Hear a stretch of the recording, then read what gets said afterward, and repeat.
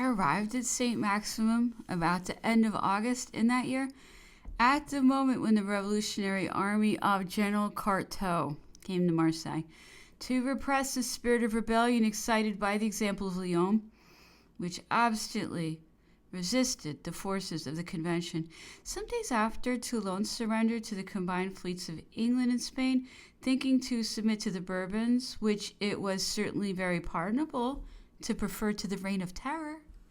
But the hatred of treason and the horror of a foreign yoke raised to the highest pitch the universal indignation of the people. As for myself, I beheld in the invaders of Toulon those same English whom Pally had called after having separated our island from France, and for whom we had been driven from our home.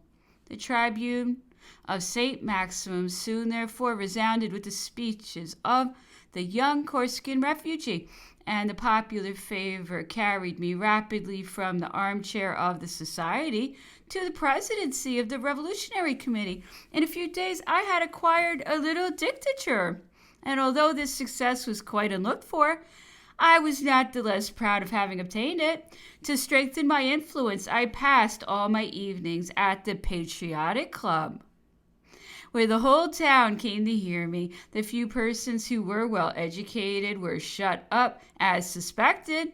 It was not then very surprising that I should have the advantage over all my rivals of the tribune. There was not therefore any applause but for me.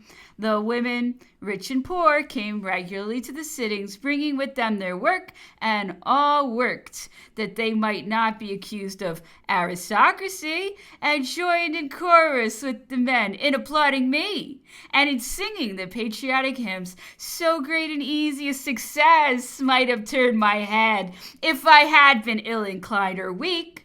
For what evil might I not have done, or have suffered to have been done? Who would have thought in that little demagogical Babylon of daring to repress a harebrained youth whose inflammatory speeches in the evening at the clubs and the signature in the day at the committee could have thrown terror and death into the bosom of 1,000 families?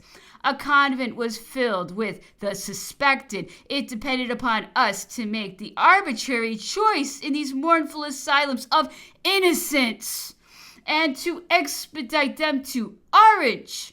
The Revolutionary Tribunal of Orange was a worthy tribunal of aid to Fouquier-Touville. Poor France!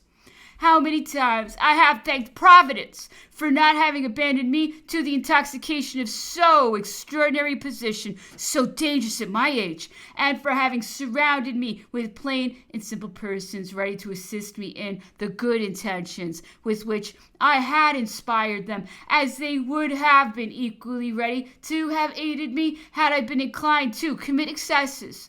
For in those moments of democratical despotism, the worst of all despotisms, the power of an orator, as long as he commands popular favor, is stronger than public conscience.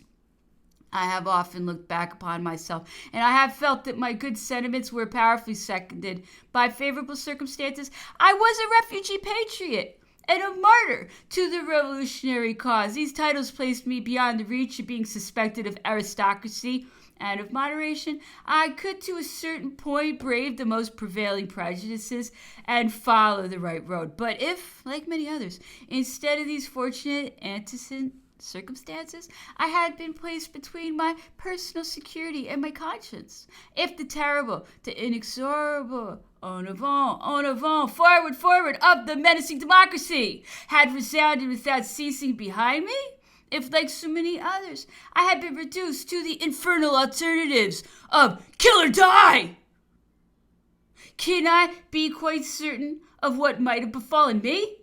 I flatter myself that I should have remained faithful to the good side, and that my moral courage would not have deserted me. Yet how many Frenchmen, who were as good, or perhaps better than me, have they not slipped upon the edge of the precipice? How many of those unfortunate beings born of parents equally virtuous as my own, and gifted like me with a good education, have they not fallen? Yes, it is by far the worst of all social states where an honest man is exposed to become criminal, where the fate of everyone is at the mercy of all, where we are never certain of what we may say, what we may do, or what will become of us on the morrow. Young men, read the history of 1793, not in the pleadings of those rhetoricians who call themselves historians, but in the pages of the inexorable Moniteur. Read with patience, and you, like your fathers, will hold the government of the multitude in detestation. Beneath the despotism of one alone or of several, we risk becoming the victims. Beneath the democratic despotism, besides the same danger multiplied 100-fold, we run another still more horrible, that of becoming executioners.